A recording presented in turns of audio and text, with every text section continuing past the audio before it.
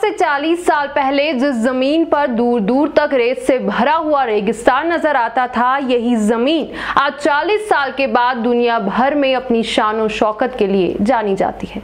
इस जमीन पर ही आज दुनिया के सबसे महंगे होटल, दुनिया की सबसे ऊंची इमारत मौजूद है।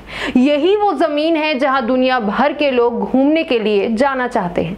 सबसे ऊंची इमारत यानी कि बुर्ज खलीफा। इससे आप ये तो समझ ही गए होंगे कि मैं दुबई की बात कर रही हूँ, लेकिन ये बहुत ही कम लोग समझे होंगे कि सिर्फ 40 साल में रेत से भरा पड़ा ये रेगिस्तान दुनिया की सबसे खूबसूरत जगह कैसे बन गया। आज की वीडियो में मैं आपको यही बताने वाली हूं, जिसे जानकर आप भी हैरान रह जाएंगे। वीडियो शुरू करने से पहले चैनल को सब्सक्राइब और वीडियो को लाइक जरूर कीजिएगा। दोस्तों, अगर हम आज से 40 साल पहले देखें तो दुबई के पास कुछ नहीं था, बल्कि दुबई का एक बहुत बड़ा एरिया वीरान रेगिस्तान हुआ करता था। ऐसा रेगिस्तान जिसमें जहां तक नजर जाती थी सिर्फ रेत ही रेत नजर आती थी।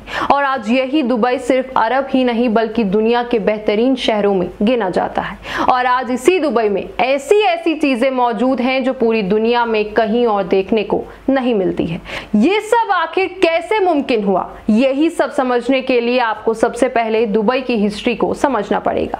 18वीं शताब्दी के शुरुआत तक दुबई जहां रेतों से भरा हुआ शहर हुआ करता था, तो वहीं दुनिया भर में इसकी पहचान एक गरीब मुल्क के तौर पर होती थी।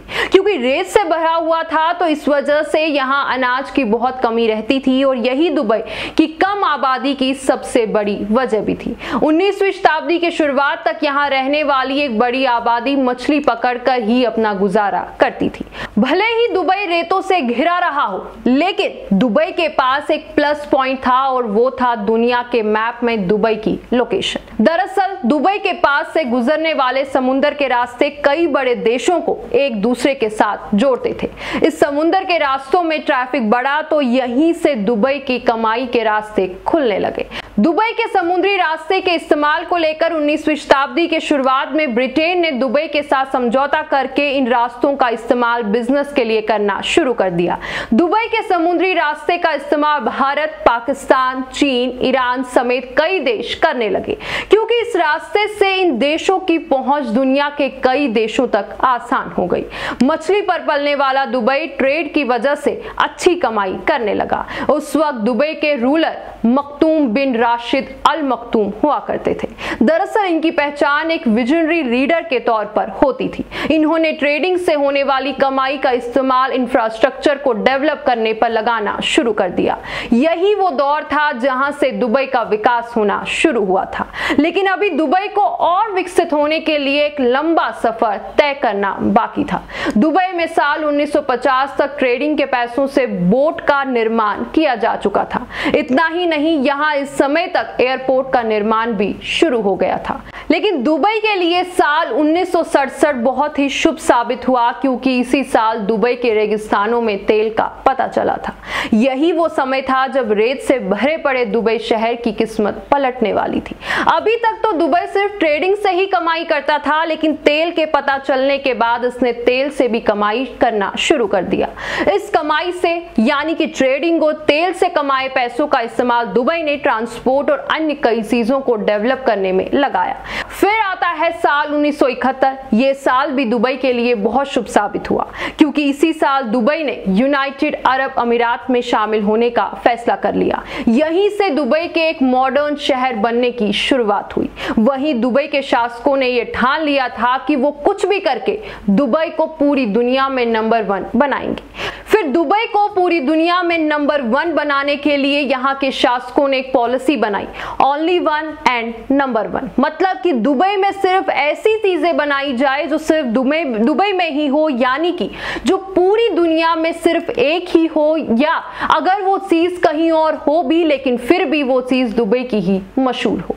बस फिर क्या था, दुबई ने दुनिया भर के इंटेलिजेंट और एक्सपीरियंस्ड इंजीनियर्स को दुबई लाना शुरू कर दिया और इसके अलावा दुनिया भर के अलग अलग गरीब देशों से मजदूरों को भी यहाँ इकट्ठा करना शुरू कर दिया। फिर इसके बाद शुरू किया गया दुबई का निर्माण कार्य। 1970 और 1980 के दशक में लग्जरी लाइफ का चलन नहीं था, लेकिन इसी दौर में दुबई ने बुर्ज अल अरब नाम के एक बेहद ही आलीशान और खूबसूरत होटल का निर्माण किया। इस होटल ने दुनिया भर के लोगों का ध्यान अपनी ओर आकर्षित कर दिया। इस होटल को साल 1999 में लोगों के लिए खोल दिया गया था। अब इसके बाद दुबई में कई और चीजें बननी शुरू हुई जिसने पूरी दुनिया के लोगों को अपनी तरफ खींचना शुरू कर दिया। फिर कुछ ही समय में दुबई ने दुनिया की सबसे ऊंची इमारत बुर्ज खलीफा का निर्माण किया। इसके अलावा दुबई ने मॉडर्न टेक्नोलॉजी और साइंस का इस्तेमाल करके ऐसी बिल्डिंग्स का निर्माण किया जिसके बारे में कभी किसी ने अपने सपने में भी नहीं सोचा होगा। वहीं फिर 20वीं शताब्दी में एंटर करते करते दुबई पूरी तरीके से बदल चुका था। दुबई को पूरी दुनिया में नंबर 1 बनाने का क्रेडिट जाता है वहां के शासक मखदूम बिन राशिद अल मखदूम को। आज के समय में दुबई के पास दुनिया की सबसे ऊंची इमारत, सबसे बड़ा मॉल, सबसे बड़ा एयरपोर्ट और सबसे बड़ा पार्क है जिसने दुनिया भर के लोगों का ध्यान अपनी ओर आकर्षित कर रखा है। आज के समय में दुबई के पास वो सब कुछ है जो एक मॉडर्न वर्ल्ड को चाहिए। तभी तो आज दुबई दुनिया का तीसरा मोस्ट विजिटेड सिटी बन गया है।